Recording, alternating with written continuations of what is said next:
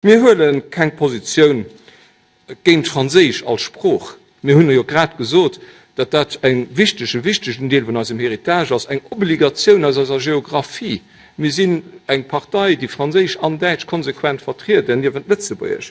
Aber wir wären als gegen die Abfeierung von einer multilingualer Freierziehung. Aus vielen Gründen.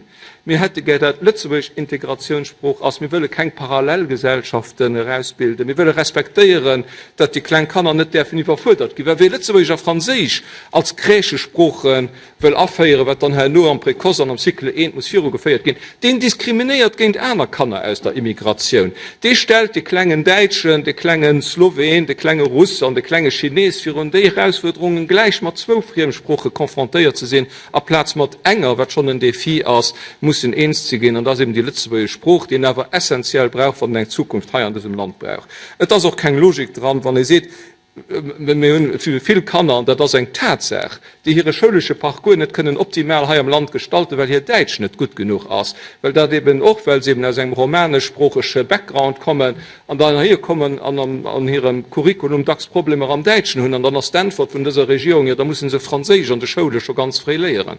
Das ist auch nicht die Logik, die wir uns vorstellen. Wir denken, wie Lützeburg lehrt, auch gut lehrt, den hat nur auch mehr Leichtigkeiten für am Deutschen führen zu kommen, genauso wie wir uns an derselben Logik wäre gegen die Alphabetisierung auf französischen Kollegen von der LASAP hören, den echt aber in die Richtung schenkt zu denken.